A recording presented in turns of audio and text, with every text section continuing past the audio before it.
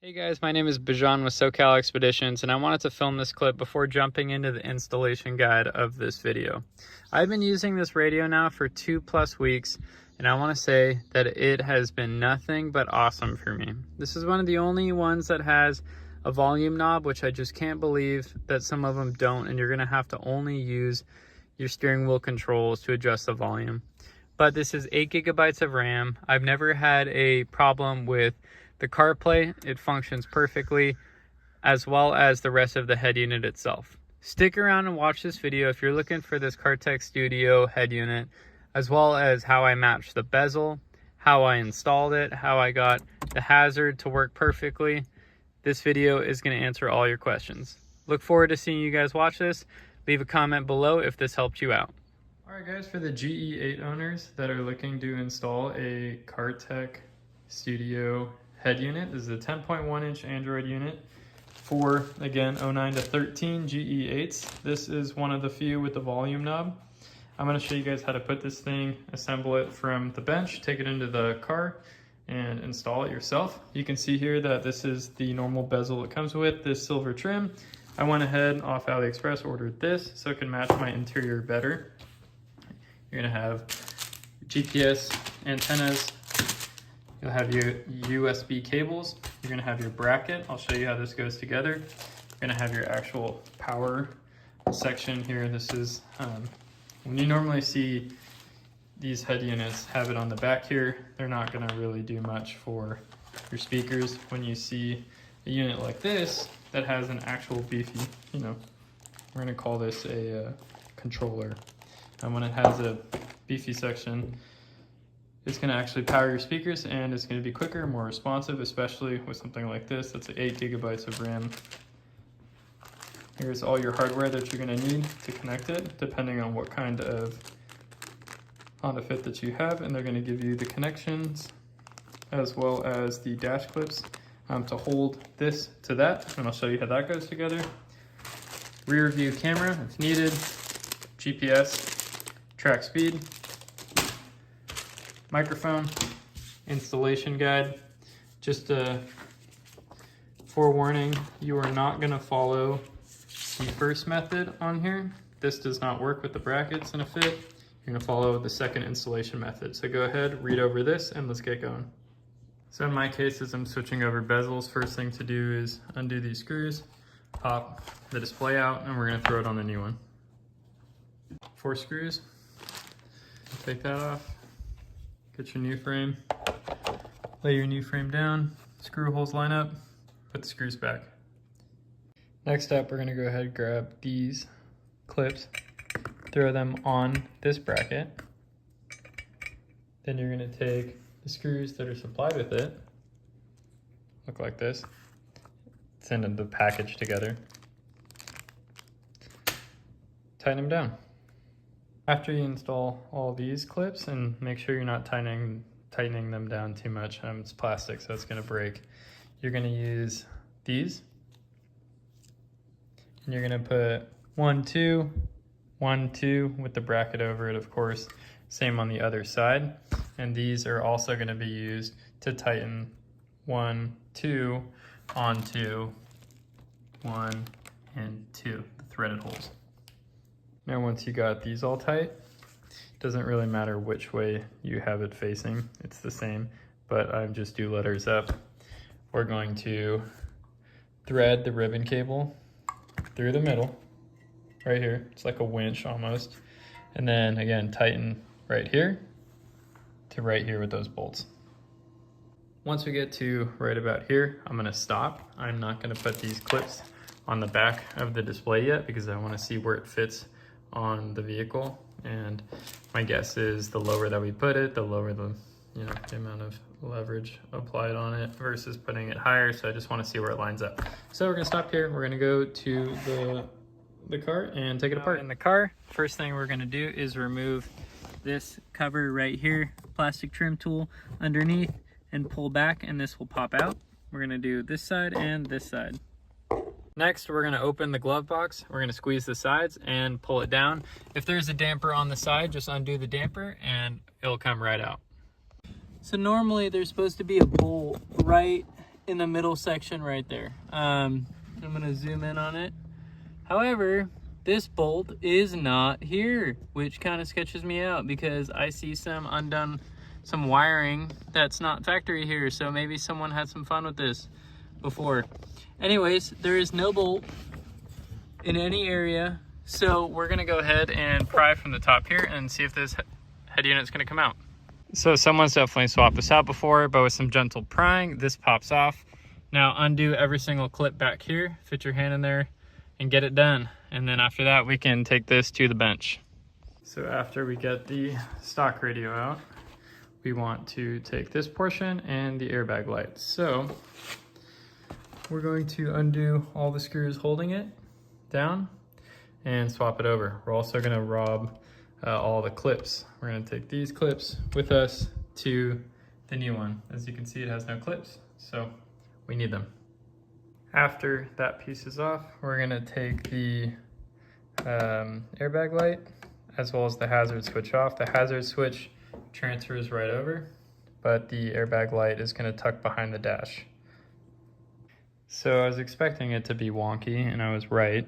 First off, if you use the original trim it came with, right, and you're trying to put your hazard in, it doesn't even line up. Not even close. Not a chance. Even with this one, it barely lines up. However, okay, got it lined up, great. The screws don't fit, and they don't give you any screws that fit. So you kind of got to make do with what you have and line it up. I think I'm gonna snap this tab off right here because it's not gonna do me any good. It's gonna be in my way. So that's what I'm gonna do. So of course, another problem, found the right screws. However, now the hazard button's getting stuck on this. So we're gonna grab a Dremel and expand that area just ever so slightly. All right, so after dremeling out the inside just a tiny bit, knocking that post down that I was talking about, and using screws that I had to source, we're good to go. All right, to remove these, pull back with a finger, right? And you can see how you expose the inside of the clip right in there. Once this is pulled back and you're holding it with your finger, which I'm holding right now with the screwdriver, you're gonna poke that with a flathead or something sharp. Again, it's right in the center of the frame. It's through the clip, you're gonna push that out and it's gonna fly out. And then for the clips in this section, I'm using 2 of these and I'm spreading the clip apart and then popping it upwards. So just like this, I'm using 2 hands and I'm pulling outwards on both wings to lift it up and disengage the clip. All right, I'm actually kind of in disbelief because look, these are the screws, technically, these ones. These are the screws that hold on this trim piece to the stock, right? These, if you use them in this hole, they're gonna absolutely destroy the plastic. They don't include anything to do it. So you could not do this install using the screws that they provide, because if you do, right? That's not working. So yeah, you gotta have your own screws just sitting here ready to use, or else it's not gonna happen. So to add with every single one of these, I pre-thread them, right? So that way it's easier to do once you're actually putting it on. Plus, I'd rather see if it goes or it doesn't go. So everything's pre-threaded, and then now we can drop this on where it belongs and we can get it tightened down. What a kit. So now we got the clips mounted to the display, and it's time to attach the ribbon cable. It's important to note the direction of the ribbon cable. As you can see, there's a little notch up there, and there's a notch right here. And on the ribbon cable, again, you have a notch right there. So line all that stuff up. If you installed it how I did, it's gonna be facing up when you go to install it anyways. All right, well, once you get it in the car, we're gonna soft check everything. First, just plug in your airbag light, get this thing out of the way. Your harness is going to attach to your main harness, and as you push it in harder, this is going to clip down, so you know it's clipped. Off your harness, you have this one that again plugs in. I have no plug for this, so I'm going to say that it's not getting used again. I will double check the bag and everything, but I don't see where I have a plug for this. Other than that, I'm out of connectors down here. This one is going to plug into the hazard slot. And we're gonna set this up, make sure audio works and everything, and we're gonna clip it back into place when we're ready. If you're like me and you're installing a microphone, this is a great time to run it. You're gonna plug it into the back of the head unit and run the wire up there, and usually up either there or up top here. USB cables, we're gonna install these. We're gonna plug them in, one of them into the back of the head unit, and we're gonna run it right into here. Should be a pretty quick run. I actually don't know about these. We're gonna see where we're gonna put the USB cables. We'll put it somewhere that makes sense. Other than that, if you want your GPS and antenna and stuff, I would mount it back somewhere here. Plastic piece, don't mount it to any metal. Just make sure that it's kind of out of the way wherever you put it. All right, so we're ready for final install.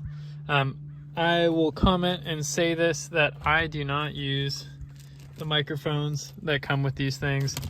The microphones, in my opinion, are just junk, and that's because you have the internal problem of the microphone on here fighting this microphone, fighting with that microphone, and it just sounds terrible. You can see I bubble wrap this. That's because I don't want to hear it clanking against something. This helps. I've had an issue before, and I had chased it down to a wire that I didn't put bubble wrap around. Normally I use some kind of foam tape like this, but this is what I have, and it's going to work just fine. That all being said, everything is plugged in. This is the last thing to get plugged, and then this thing just clips into the dash, and we're done. And just like that, we have the head unit installed. When you go to clip this in, you're going to need to give it some. Just get it kind of lined up and then go for it. Again, I didn't install the microphone. I know that they don't really work. I didn't install the 3 or 4G antenna, 5G antenna, or any of that stuff. I just don't care for it. It doesn't do anything. Once you have Apple CarPlay, it's kind of all you want. The color match. So from this angle, looks really good, right? This angle doesn't look so good. So I kind of can't be bothered because it looks like my direction when I'm looking that way all the time it looks great, so I'm happy with that. My USB cables, I ran one right here, and I ran another one right here, which I'm about to tuck underneath this plastic trim and have it sit somewhere right here so I can plug in a phone. I didn't run anything down here and bring it out. There's just no point for that for me. I've ran this setup before, and a passenger is able to charge their phone just by using this. And when they don't need it, you can kind of tuck it up and out of the way, and you just know it's living here. Going ahead and starting it up for the first time. Well, I started it before, but it does have a little boot up procedure. I haven't done any of the programming yet on this stuff. Like, I haven't taken the beep off or anything, but I do know off the top of my head that you're going to have a factory setting area, and I think this one might be 0008888. There you go, 8888. So now we can make some additional adjustments if needed. Some stuff that I will tell you right off the bat might be a problem. Screen adjustable range. That kind of is going to be a thing that at night when you are driving, you're going to want to reduce your brightness minimum. I don't know until it's nighttime, but it's one of those things that you can mess around with all the different settings that you have. Some really quick ones that you can do is turn your beep off. I can't stand it. Much better. External, you can change it to built-in if you're like me.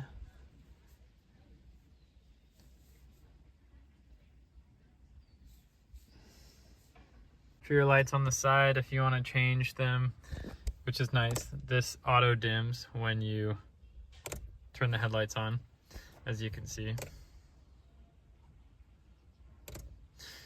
If you want to change the speed, you do it on the colorful light mode, the magic mode speed.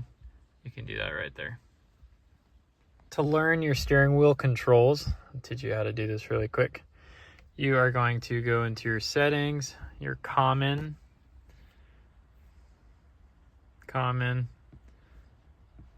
We're going to come down here to key settings, steering wheel controls learning. Next, press and hold the key you want to learn. We're going to do channel up as next. The study is successful. Then we're going to do previous down, right? We're going to do volume up. Good. Volume down. Good. And I don't know what we want to do for mode. Maybe play pause or home or something like that. I'll put on mode. After you finish doing everything, just hit save. So now you can see that would be good if it went to Apple Maps, but it's not good because it doesn't. However, you can see that you can change everything with these steering wheel controls again. All right, guys, that's going to be it for this video. It is installed. It looks great. I still have the film protector on it, but everything works as advertised. The volume buttons work. I can pause, play, and I can program everything how I see fit.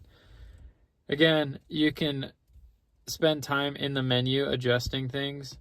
And if you need to get into the factory settings for any reason, 8888, and there you are. There's ways to change the launchers as well. If you mess around with it enough, you'll figure out what I mean, but you can change this page to look different. So spend time in the menu and have fun.